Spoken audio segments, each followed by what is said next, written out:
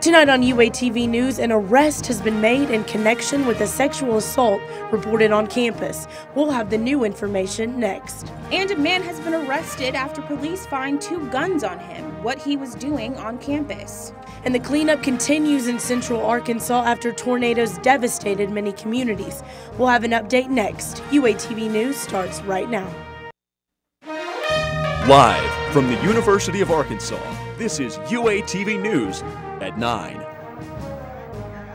An arrest tonight in the alleged sexual assault on campus, but it may not be the person you expected. That's right, Chelsea. Let's head out to UATV's Jeff Martin live on campus with the latest. Jeff, what can you tell us?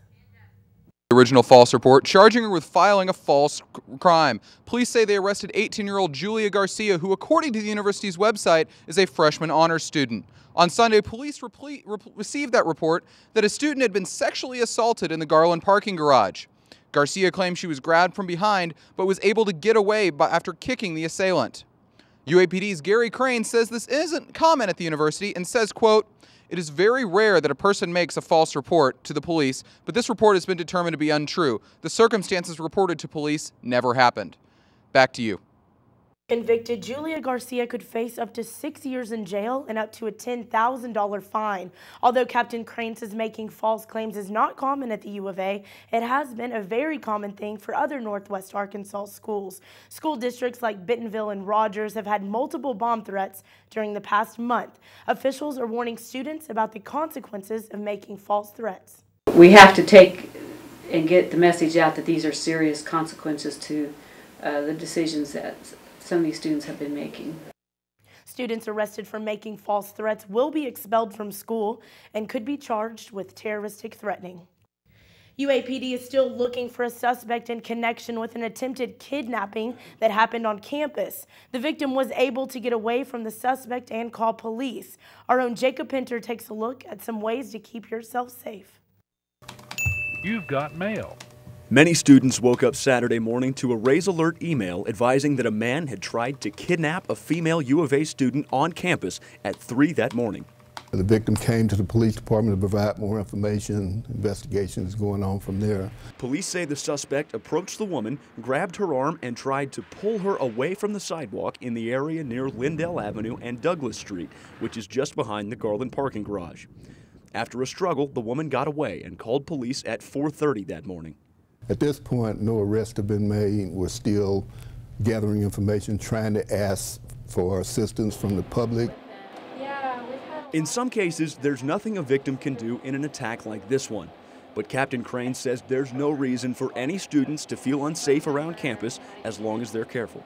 Everyone has to exercise caution and, make good judgment calls.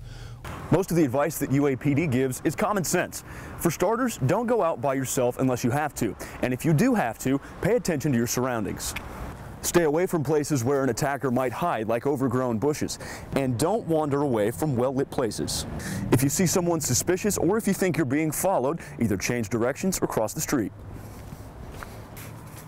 And if you absolutely need someone else, an escort from UAPD is just a phone call away.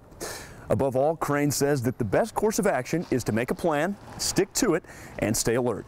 Reporting on campus, Jacob Pinter, UATV News. Police say the suspect in the kidnapping is a 21-year-old white man, about 5'10", with an average weight. If you know anything about this case, contact UAPD at the number listed below.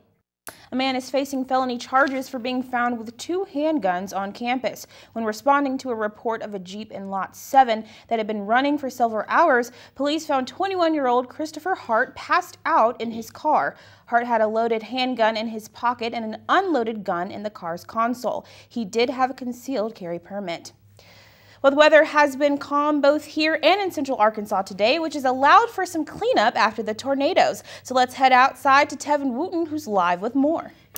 We had a really great day today. Temperatures were really awesome. We were in the 60s. Let's take a look at it. Today's high was 63 degrees at 2:08 this afternoon. The low is only 33 degrees, but the record was actually 29. So think back to last year when we had snow on Dead Day, which is tomorrow.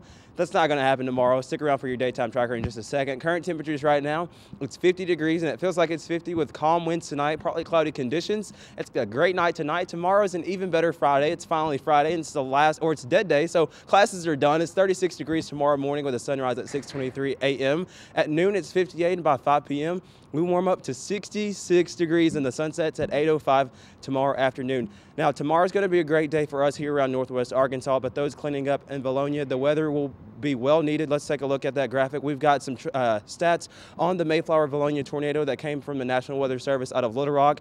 It was rated an EF4.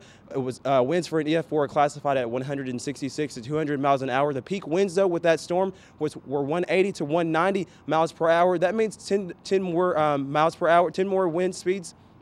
That would have been an EF5 tornado, you guys. The max width of it was about 3/4 of a mile, and I talked to one man who is working to clean up. This is his story.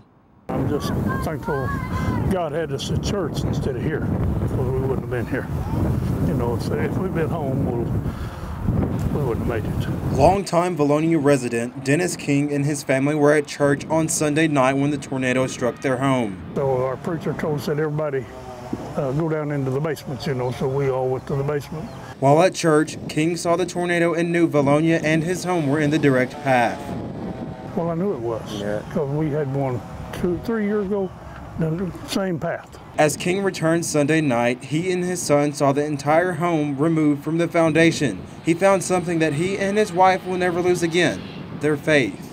We found 4 or 5 of the Bibles, you know, but we won't throw them away. I don't believe in throwing the Bible away. The only thing remaining is a porch that King built with his hands.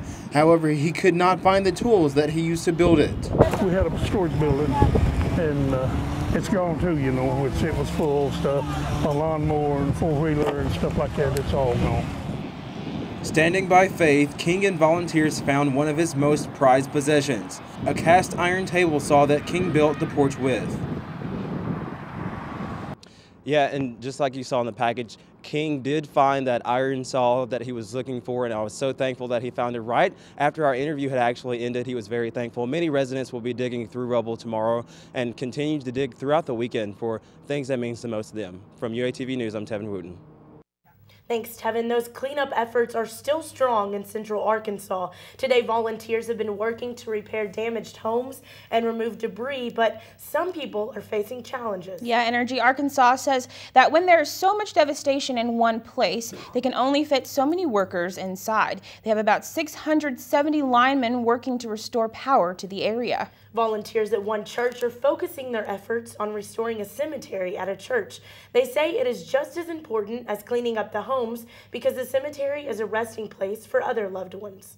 Coming up after the break, a new way to sell your textbooks, how this will help all U of A students next.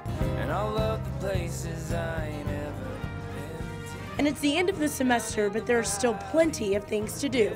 We'll have a list next. Keep it here. You're watching UATV.